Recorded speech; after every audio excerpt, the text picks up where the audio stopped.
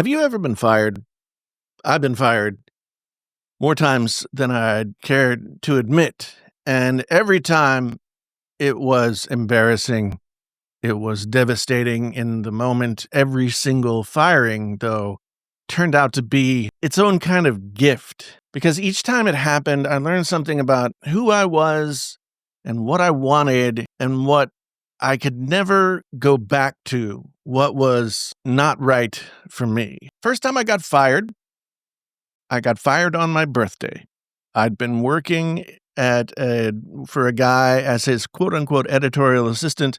Every time you got a job in New York City, it seemed like, in an office job, you got a 3-month trial period. And then if it went well, then you got to stay. And I got that job in the summer. And as the end of the 3-month period came, my boss called me in and he said, "Jason, it's just not working out. We've got to let you go." Looking back, that firing, though, taught me a very important lesson. If you're not built for the work that you're doing, no amount of effort will ever make it fit. And I've learned over the years that when it comes to work like that, I'm just not built for it. It's just not something that I'm good at. And I've had to come to terms with that. And that was my first moment of coming to terms with those things. Now, the second time I got fired was right after I got married. It seemed like all of these firings come at very important moments. So I went on my honeymoon, I got married. This was 1997, September.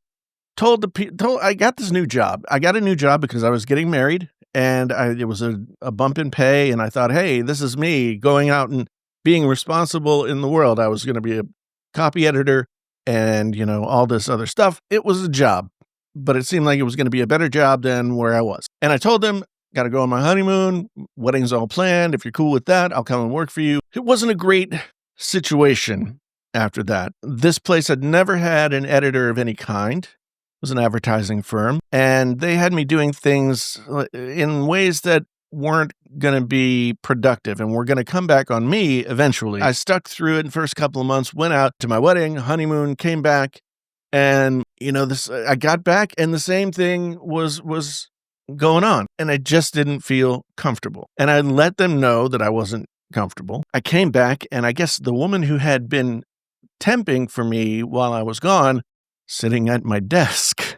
And they said, "Yeah, we've decided that you're fired." Lesson this time, you can't really force yourself into a situation that doesn't fit right, that doesn't feel right, that isn't doing things right, that obviously didn't value my input. Now, fast forward a few more years, I was doing a freelance thing while my wife and I were getting ready to have our daughter. And while I was there, they had an editorial position open up. Now, it was above what I was doing and had better pay, et cetera, et cetera. But I had never really wanted to go in that direction because you had to have client relations and it was a lot more responsibility and all of these other things. And you have to understand, when I was working in New York, I was working, but I was really trying to do the music thing. So I decided, though, that this is what I needed to do. I needed to take responsibility and bring in a little bit of extra bread so that my wife could be comfortable while she was on maternity leave and all that kind of stuff. So I took the job. My daughter was born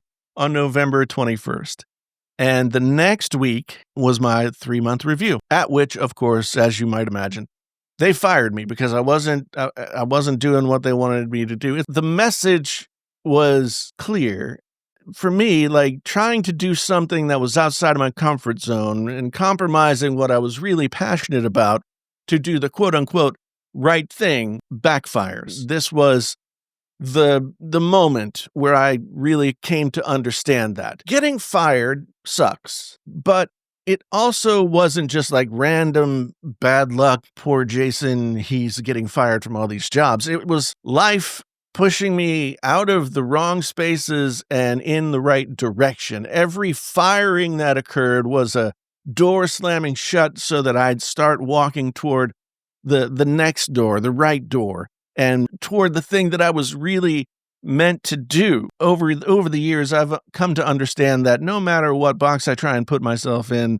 I have always been a creator first and never really comfortable working for other people. You can psychoanalyze that however you want. Years later on YouTube, the same thing happened. I started out on YouTube. I got, I got some viral success, 200,000 subscribers, 35 million views.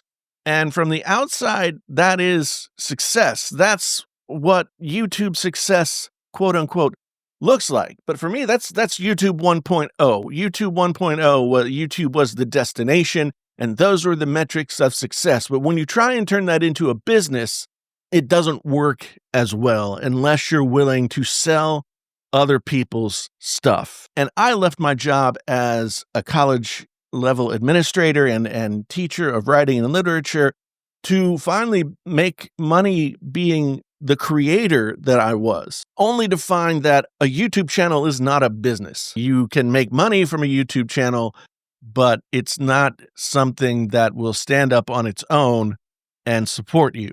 So in a way, I fired myself from the freedom that I was seeking. And that was a really difficult pill to swallow that took me several years to understand. I wasn't on YouTube for vanity metrics like views. I was on YouTube to express myself. And ultimately, I recognized that teaching and working with other people and giving folks the benefit of the experiences that I had were the really important things that I had to offer. So if you find yourself standing in front of another slam door, don't wait for the next firing. Join my Honest Creator community. It's free to start with a guide that'll help you figure out what kind of creator you want to be. And if you're ready, I also offer one-on-one coaching in 3-month blocks.